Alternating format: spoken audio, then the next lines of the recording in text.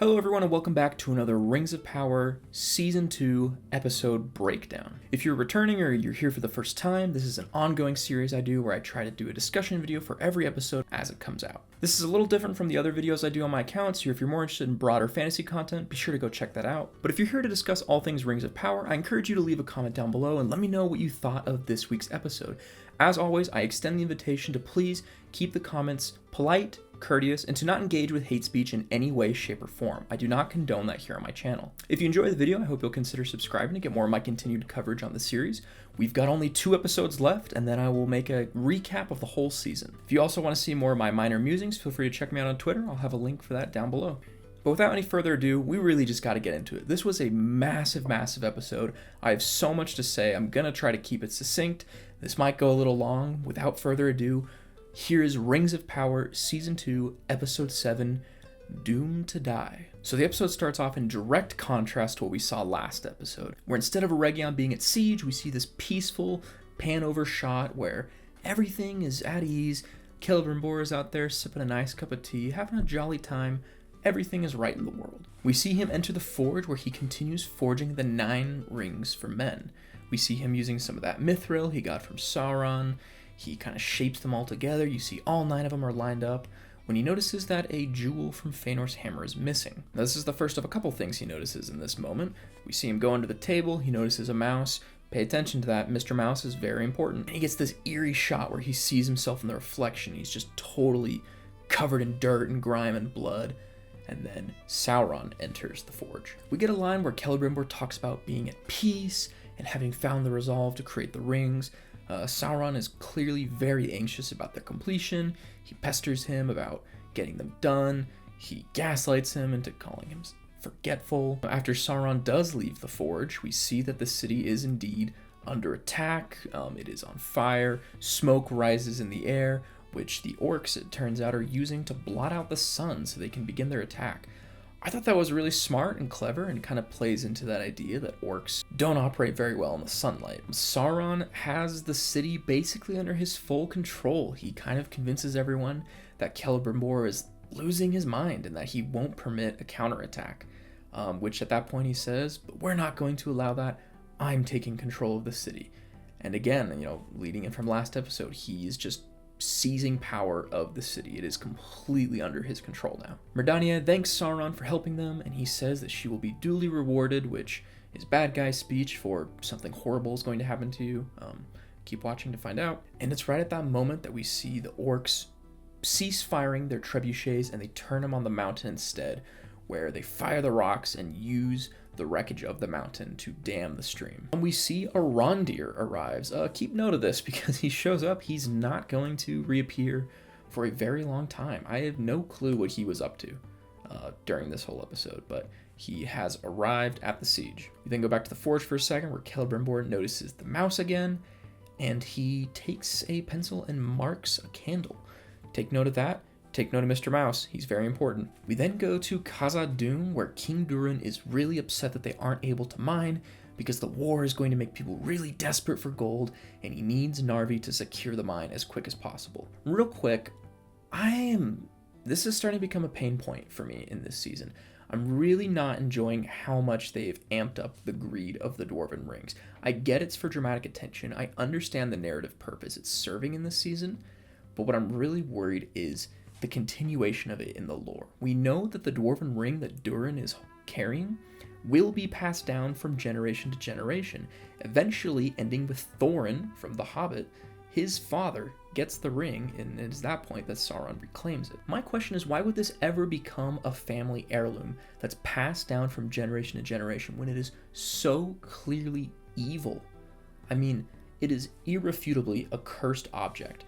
And I'm really struggling to see how they are going to write themselves out of this corner to where Durin will be like, yeah, I guess we can keep the ring around, even though, as we'll see later in the episode, King Durin started killing dwarves over it. I'm jumping ahead a little bit, but yeah, I like the tension. I like the storyline here. Lore aside, I like what they're doing. I think it makes a lot of sense. But in the lore, I'm worried about where it's going. Anyway, Narvi goes down into the mines, and he refuses to follow the king's orders. He signs with Durin the Younger. He also tells him that an elf has arrived and is asking for an audience. but this is a special elf as he's been banished from all dwarven lands. We then get the long-awaited reunion of Elrond and Durin, which was so great to finally see them together, even though it was for such a short scene. Elrond asks Durin for aid. He says that I will suffer defeat without the help of your army, which is accurate, as we will see later in this episode. We don't get a ton of their conversation. We do get some hints later from what Durin says, that they talked more and explained things that the audience already knows. I do want to say I really wish we could have gotten that scene of Elrond telling Durin, like, Sauron has taken up refuge in Eregion, posing as a smith helping Celebrimbor forge rings. And just, it would have been so fun to get a scene of Durin like, oh, I knew that guy was shady. I knew that guy was like, because they're the only two who have been completely anti-rings, anti-Sauron the whole time. And I was really looking forward to that moment where they would be like, oh, see, I was right not to trust him. And Elrond could be like, yeah, I'm proud of you for not trusting him. That's why you're my man. Anyway, back in Eregion, the orcs begin the ground assault. The river has dried up. This is another thing where it's unclear how much time has passed. It may have taken a few days for the river to completely wash out. I think that would make a little bit of sense. Again, the timeline's not very accurate here. I'm just going off this quote we got from the showrunners forever ago that said the siege would last months. I was excited for that, and I was looking for the whole episode, and I didn't really find a lot of evidence that that proved to be true. Back inside Celebrimbor's forge, we see a very panicked Sauron rush in and all, are the rings ready? Which, actually timeline-wise, that does allude to the fact that a couple days may have passed, because we get a quote in the first scene where Sauron's asking, how much longer till the rings are done? And Celebrimbor says, oh, what is a few more days to create something that will last forever? So it would make sense that if Sauron is running in like, dude, are the rings done? It wouldn't have been a few hours later because he was literally just talking to him and heard him say a few more days. Anyway, Celebrimbor starts pointing out all the facts that nothing is changing. The mouse is on a feedback loop, the embers in the forge, and he marked the candle, which never burned down. We get this really cool confrontation scene where Celebrimbor kind of snaps at him, and Sauron loses his patience. This was like the first time the whole season we've truly seen him lose composure, and he yells at Celebrimbor, which causes him to throw Feanor's hammer through the window, which I loved this allusion to the fact that him shattering the glass also shatters the illusion. He steps outside onto the balcony and he sees the city is in ruins. When the camera pans around, we see his face is disheveled and bloody. He's been going through it. He goes into his forge and just finds it a total wreck, which causes him to break down and sob. And honestly, it's such a heartbreaking moment. There are so many like this in this episode, and Charles Edwards and Charlie Vickers just, I say this every episode, but they gave such great performances. Celebrimbor spills the vial of mithril and finds that it is filled with a dark black liquid, which it is revealed to be Sauron's blood, which confirms the theory that I was talking about in the last episode. Some people had guessed that the vial was full of his blood. Now this intrigues me for a couple reasons. One, because the show had kind of been going on this assumption that mithril was what made the rings magical and special, and I'm happy to see that they have leaned away from that. It is not the mithril that makes them what they are. The second thing is I'm curious to see if the show is going to construe it as, because the Nine Rings have Sauron's blood, that is why he's able to control them more than the Dwarven rings, which I don't know how I feel about that, because in the lore it has nothing to do with the potency of the rings. In fact, the rings weren't made for any specific race, they were just made in a batch, but it instead has to do with the character of the individuals he gives the rings to. Dwarves are sturdier, they're hardier, and they don't corrupt as easily. Men do corrupt easily. That is why they succumb to the rings so fast, and they get turned into wraiths when the dwarves never do. Either way, I think it's an interesting tidbit. I really love the line where Sauron says, I've learned so much through working with you, but no lesson more so than true creation requires sacrifice. I think that is so cool that they're playing back that line from season 1, especially because I think that's going to be the ideology that leads Sauron into forging the One Ring. We know that the reason the One Ring is so powerful is because he pours so much of his essence into it, and I think it's that same principle. True creation requires a sacrifice. Celebrimbor rushes out of the forge, goes to the wall where he finds Myrddania. He tries to convince her that Annatar is Sauron, but he sounds kind of crazy when he's repeating, oh, the mouse and the candle. Then he asks his guards to cut Sauron open. He's like, what do you mean? My blood's not black, it's red. Again, love Charles Edwards' delivery on every line in this scene. Oh my gosh, literal chills. Speaking of chills, the next scene was just, horrible. There was a theory going around the internet for a while that Myrddania was going to be revealed to be Celebrimbor in secret, and whoops. Myrddania's death was so shocking for me, and honestly, my heart just sank into a pit in my stomach. I didn't even think I cared about her character that much. I enjoyed her, but I wasn't super invested in her. But her death scene just, almost made me turn away from the screen. It was really hard to watch for me. I don't know why. I think something about the concept of just dying while you can see everyone who could be saving you just out of reach. I mean, that's just gotta be such a horrible final thought to be running through your head. You know, looking up on the wall, seeing all your friends, your mentor, the guards of the city, and you were just completely beyond their reach. I've also seen a lot of people complaining online about Myrddania being fridged to heighten Celebrimbor's arc, and I think that if there's any argument about her being fridged, it's not for Celebrimbor, it's for Sauron, and I think it actually plays a really interesting role in his development. This season is Sauron focused. Everything is about him, and I think that Myrddania's character, if her sole purpose was heightening Sauron's character, sure, it's a disservice to Myrddania as a person, as a character, but I think for the purpose of elevating Sauron, it did do its purpose, which is that you see all this time he spends building her up, deceiving her, getting on her good side, and in almost a last-second decision, he goes, oh, I can take advantage of this, and just tosses her aside and kills her like it's nothing. And I think that is the epitome of who Sauron is. He will form an alliance, he will tell you what you want to hear, but at the end of the day, you could not matter less to him. Sauron then inches up on Celebrimbor and says, listen man, if you finish the 9, I will spare the city. Which I as a viewer don't believe. I'm not sure that Sauron can stop the orcs from destroying the city, but it's enough to get Celebrimbor back in the workshop, forging the rings. At that moment, Elrond arrives and we get the elves charging. Now there were 2 anticlimactic moments about this for me. One was the editing. You've got all the elves rushing in, and then you've got the orcs are piling out, and then you've randomly got a jump cut where all the elves are stationary, they're not moving, and Elrond kind of looks to Gil-galad for advice, and then sounds the charge, and they charge again, which I guess is fine. I don't think you needed to stop it right there. I think you could have had that be one fluid motion. The second moment where it kind of stops in its tracks is when it literally stops in its tracks, as Adar brings Galadriel to the front, and Elrond goes, oh shoot, never mind, and the cavalry charge stops dead in its tracks. Now, I don't necessarily have a problem with this, and I really like the interaction we get between Elrond and Adar because of this, but I do think this robbed a really good, satisfying moment of the forces of elves truly engaging in combat with the orcs. Because when we see Elrond's forces engage in battle later, which I'll get into in a second, it just kind of happens. It's just all of a sudden they're fighting. You don't really get that sense of, all right, let's go. And I'll delve in that a little bit later, but I don't know. It was a little disappointing for me. As I mentioned, Adar and Elrond have this really cool negotiating scene. I loved it. I really like Elrond. He might be my favorite character in the whole show. I love the line about Adar's like, you'd be more suited holding a scroll than a sword. And Elrond kind of claps back with, well, you've never seen me wield either.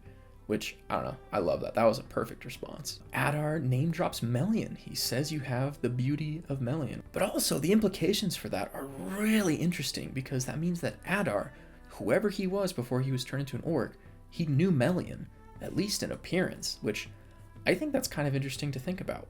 Was he an elf of Doriath? Did he know Galadriel? Galadriel spent a lot of time with Melian. I don't know. That just kind of got my conspiracy theory gears rolling. I don't think we're ever going to find out. If I had to put money on it, I don't see Adar making it out of this season alive, but it's still kind of cool to get these hints at his past. And we get these really cool lines from Elrond where he sows doubt between Adar and the orcs. You can see the orcs glug mostly. He's really starting to doubt the intentions of Adar, and he's worried about all the lives they're wasting. Something I think is kind of interesting to note here, Elrond takes off his pin, which I'll get into in a second. Glug clearly notices Elrond take off the pin. I especially on my second rewatch, I was looking for it. his eyes dart down to Elrond's hand. He noticed him take it off and palm it. He sees it in his hand, and he doesn't say anything about it. He even tells Adar later, he's unarmed. So there were a lot of theories out there that Glug would be one of the ones to set Galadriel free, and I think that tracks. Now we get into the scene, which I'm not going to spend a whole lot of time talking about. I don't really want to engage in this conversation. I will just say I am extremely, extremely disappointed in it. Not necessarily for the reasons you might think. I am, of course, talking about the kiss between Galadriel and Elrond. The reason I am disappointed in it, first and foremost, is because on all levels, this episode was fantastic, unequivocally incredible. And this scene, I'm recording this episode on the day of that this came out, but I've already seen this, and I know in the days and weeks that will follow, this one scene is going to overshadow anything that happened in this episode, maybe anything that happened this season, with the way that grifters are going to construe it, throw it around. I think that within context, it makes sense. It's a strategic kiss so he can pass off the pin. Do I think it was necessary? No. I think there's a million other ways they could have gone about this. It's clearly meant to be a distraction, so the orcs aren't really paying attention to what he's doing with his hand when he passes off the pin, which we can see him do in the shot. I don't know. If I was directing this scene, I don't think I would have had it pan out like that. Mostly just because I think there's so many ways to misinterpret this. I don't know. I'm not going to spend a lot of time. I don't want to talk about this anymore. It happened. I think we should move on from it.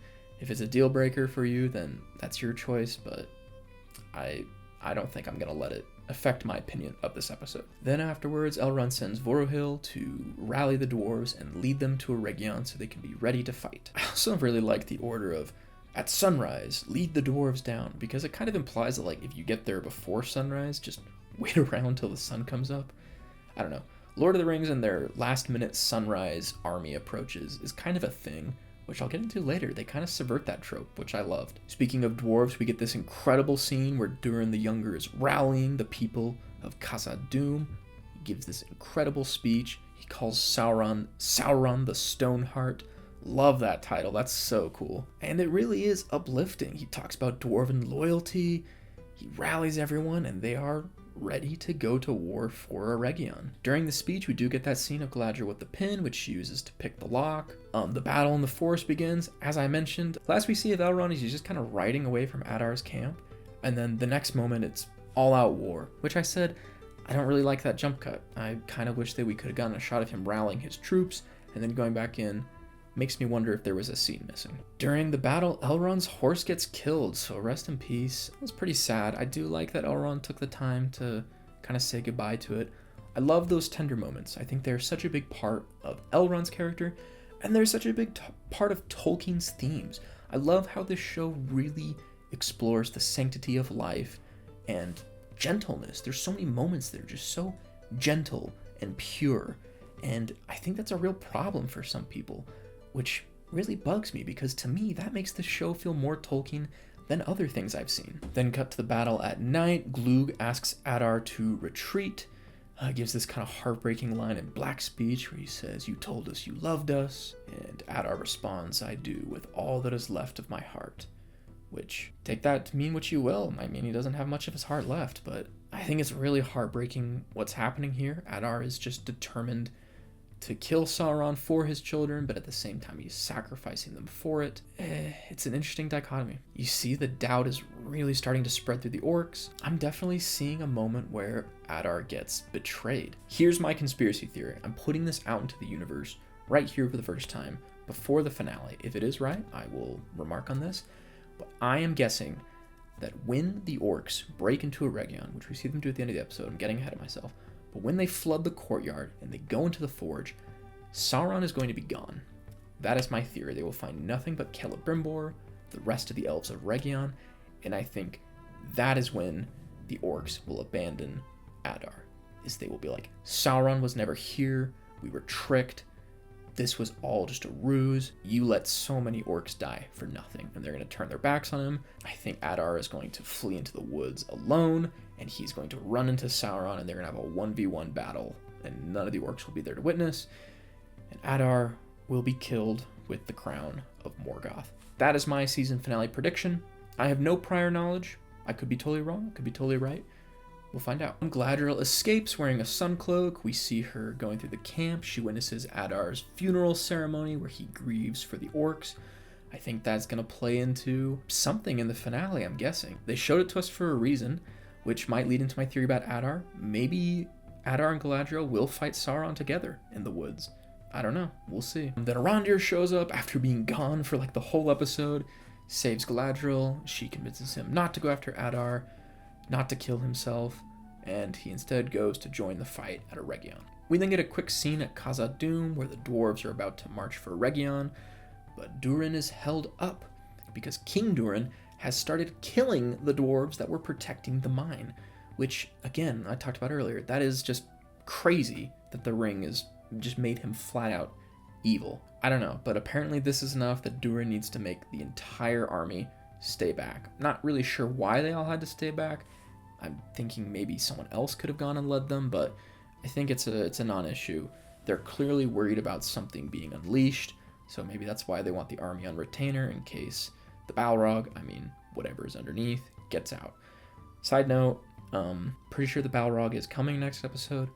Really cautious about how it's going to be used. Anyway, we then go back to the tower. We do get a dissolve into Sauron, kind of like being absent-minded. I think this is meant to portray that he is fueling the ring to keep the dwarves busy. He does not want them to come to the aid. I do think that they will sort out their problems and come to the rescue. That's a big moment from the lore. Elrond is trying to escape with what few elves he has left, and he would have failed if not for the dwarves attacking Sauron's forces in the rear. That's a line straight out of the appendices. I really hope that they stick to it because it's a really cool moment. And they've kind of built up these 2 seasons of friendship with Elrond and Durin over it. I really need to speed things along. I'm sorry, there's so much to talk about. We get this incredible conversation between Celebrimbor and Sauron. I loved it. For me, this might have been my moment of the episode. I love that now we finally got him out in the open talking about his true self. It harkens back to that conversation he had with Galadriel at the end of season 1, where he was no longer trying to hide. Every conversation we've had with Sauron so far, where he's just being openly himself, he's not pretending to be someone else, he's not deceiving someone. He's still deceiving Celebrimbor in this clip, but just being unapologetic about, yeah, I'm Sauron, that's who I am. He gives the greatest monologues. He gives such good lines, and he tries to make Celebrimbor feel bad for him because he's like, oh, well, I was a victim of Morgoth, and he complains about Morgoth only wanted to destroy, I want to perfect. Incredible. The show understands Sauron's character so perfectly. Charlie Vickers is the perfect actor to be playing him. I'm trying not to keep going into this. I bring this up every scene he's in, but I'm genuinely so hyped about this portrayal. Everything he says is just so spot on Sauron. It is perfect. And I love the line where he says he was abused by Morgoth, and Celebrimbor says, wow, that's crazy that you would have that happen to you and then want to do that to other people. And then Sauron just totally gaslights him and is like, no, your suffering is entirely your doing. You forced me to torture you into making the rings. I didn't want to do this. Your troubles are entirely of your own making. Absolute, just sickeningly evil. I am totally here for it. And I love the clap back that Celebrimbor has here, where he says, you truly are the great deceiver. You are capable of deceiving even yourself. That is so poignant. The writing in this episode was just superb. The writing this whole season as a whole. There's been one storyline, I'm not talking about this episode because it's not in this episode, but there's been one storyline I feel like has been written a lot poorer than the others, but everything else I feel like has just been on another level. As soon as Sauron leaves, Celebrimbor tries to destroy the rings by throwing them into the fire. In between scenes, we get Elrond and his company fighting at the wall, really intense battle sequences. The choreography in this episode I thought was really good. Cinematography, staging, all of it was just really intense. I love the way they use the fire to light these night shots. I think an issue so many shows have is that night battles are impossible to see. I think this show not only did a good job of lighting everything, but finding a really good in-universe explanation for why things are lit.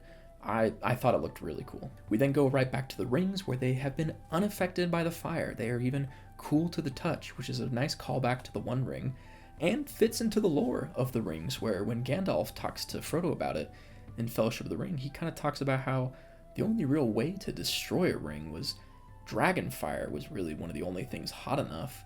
I mean, he doesn't necessarily say that a smith's forge can't do it. He just says that there aren't any smith forges in the Shire that would have a flame hot enough to melt the rings. We then get Celebrimbor trying to get the shackle off. We see he's unable to. And so we get another really queasy moment. I had a hard time watching this, where Celebrimbor cuts his own thumb off, which I think is a really cool parallel. A lot of people have drawn the parallel to Maedhros, who cuts his hand off to be freed of the shackle of Morgoth. I've also seen some people complain like, oh, Celebrimbor's the greatest elven smith and he can't break the shackle. I think the show did enough to demonstrate that he was trying to get it off and couldn't. I mean, they showed 2 different scenes of him messing with it. There's also the idea that maybe Sauron did something with it. And there's also the high possibility that he himself made it, and it might just be a really well-made shackle. Regardless, he escapes and runs into his guards, who try to throw him back in the tower. Instead, Galadriel shows up, having used the secret dwarven tunnels to get into the city, and reprimands the guards for mistreating him, and they have this incredible conversation where they both reconcile with the fact that they were deceived by Sauron. I love the conversation about how Celebrimbor implies that he's always sort of known, but he was tempted by the power that he offered. I love that line. I think it rings so true. Again, Charles Edwards, he's probably the standout of this episode, and this scene, more so than any other, he just delivers a fantastic performance. He gives Galadriel the 9 rings, and she flees the city, where Celebrimbor decides to stand against Sauron, and his guards, now realizing that they were wrong, decide to help him in one last stand. We also got an incredible monologue, which I think paralleled Sam's monologue at the end of the 2 Towers, but didn't feel like a beat-for-beat recreation. It felt distinctly its own thing. But I love the idea that strength cannot overcome darkness, only light can. I thought that was an incredible scene, and ends with Celebrimbor choosing to sacrifice himself. We then get more shots of Elrond and his company fighting. One of his elven commanders, Rian, gets Boromir'd, but she still manages to launch a shot off that explodes something. I'm not really sure what it was meant to be. Maybe like a bucket of gasoline or something, or pitch, I guess. But it does some devastation to the orcs. We then get Elrond and his company advancing to try and destroy the Ravager. At this point, Adar unleashes Damrod, the hill troll. We also get Arondir up on the tower wall, so he has officially joined the fight after the episode almost being over. We then get Sauron trashing the forge, looking for the rings, and Celebrimbor comes in with his soldiers. I think this was an incredible recreation of the line from the books where it talks about when Sauron besieged Eregion, at last Celebrimbor met him and withstood him on the steps of the very forge, or something to the likes of that. I thought this was a really cool recreation of that scene. Again, there are some people butthurt out there about the fact that Celebrimbor is not this mighty warrior, and I actually have no issue with that at all. I kind of like that instead they've poured all of his being into an artist. He's a creator. He's a crafter. And you could say, oh, well, elves live forever. He has time to be both a warrior and a smith. And to that I say, I think it adds more to his character that he doesn't wish to destroy things. He only wishes to create and bring beauty and splendor into Middle-earth. I actually prefer this depiction of Celebrimbor over the depiction of Celebrimbor from a video game from 10 years ago. Surprise, surprise! I know that's a big controversial thing to say online, but I think Rings of Power Celebrimbor is infinitely more fleshed out, characterizable, and sympathetic than anything we could have seen or imagined before. He will forever be the way that I imagine Celebrimbor moving forward. The Elven guards surround Sauron, and he reveals that Celebrimbor is not the only one who put themselves in his power. He's able to control the elves, and he makes them all kill each other, which is really brutal. We then get the captain of the guard tries to face Sauron alone. Sauron freezes him in his tracks and just very casually grabs his sword, kills him. Devastating. We then get that shot from the trailers where Sauron demands, "You will give me the 9." Going back to the battlefield, we get the last Ballad of Damrod, where he basically just destroys everyone and everything. Loved this scene. Damrod, such a cool set piece. Wish he was in the show more. But we get another pivotal scene of Gloog turning and walking away. He is clearly, he's out. I think he is officially out. Arondir, Elrond, and Gil-galad all team up, and together they manage to kill Damrod. With Damrod dead, Adar leads the charge, and him and his orcs march over the riverbank together. The sun rises, and Elrond gets a glimmer of hope, and he says, the dwarves are here. And we look over the hill, and it's a very reminiscent shot of Pelennor Fields and Helm's Deep, but instead, there's no one, just one solitary rider who comes down to meet them, and it is Vorohil, who is pierced with arrows and informs Elrond that Durin has recalled his army and shut the gates to Moria. We get this devastating scene where Elrond kind of sits there, unwilling to believe what's happened. They do this wide shot. There's only like 20 or so elves left alive. Like, there were hundreds and hundreds of them, and they are all dead, which really up until this moment, I did not realize it was that devastating of a fight. So it kind of took me by surprise when I saw that. We then get the rest of the elves, besides Elrond, who kind of sits there in a daze, charge into battle, including Gil-galad, who was absent for most of the fight, but finally comes in at the end because, a king's duty is where the need is greatest, or something like that. Loved getting to see him and Aeglos in battle. That's something I've always wanted to see. It really delivered, in my opinion. And we get Adar versus Arondir, and a lot of people online are freaking out because they think Arondir is dead. I don't think he's dead. I follow the cinematic rule of unless you see a character give their last breath on screen, they are not dead. The scene did not end in a way that felt meriting of Arondir's death. I would be very surprised if he was dead, and also emotionally devastated, so I'm not really willing to entertain that theory. The wall is then breached, orcs flood the city of Ost-in-Ithil, and Adar approaches Elrond, beats him down, and claims Galadriel's ring, Nenya. Now, I'm a little hopeful about this because I'm hoping that he is going to try to use Nenya and Morgoth's crown to kill Sauron, and he's going to prove, no, that's a stupid idea that doesn't actually work. I don't know. Either that or the show is going to imply that yes, it could work, which I will have issues with. Overall, that was the episode. These last three have been absolute back-to-back smash hits. I am thrilled with the back half of season 2. It has exceeded every expectation I have. Really lament everyone out there who decided not to give this show a chance. You're really missing out because there's been so many cool parts of this season. The Siege of the Eregion lived up to the hype. It was absolutely brutal. I loved every second of it, and it's not over yet. A little bummed about the kiss. I hope it doesn't detract from the way the episode is viewed, but there are a lot of plot lines to wrap up. It is looking like in the finale we'll get a little bit from each story. I'm hoping that they don't spend as much time on others as much as some. All in all, I'm just really hoping they stick the landing because I think they've got everything primed for a really good finale. Much more so than last season, where last season episode 7 kind of ended and I was like, I have no clue what is going to happen next week. And whereas this time, I do similarly feel like I have no clue what's going to happen. It is much less from a sense of because nothing is set up, and more of because so much is set up. Like, what is going to be the payoff? I really enjoyed the episode. If I had to give it a rating, this would have gotten a 9.5 out of 10 from me. Thank you again so much for watching. I'm looking at the runtime on my camera as I'm going over this. This is going to be a long one, so if you made it to the end, you have my utmost gratitude and appreciation. If you liked the video, consider subscribing. We've only got one more review left, and then 2 years to wait until the next one. I've had a ton of fun making these videos.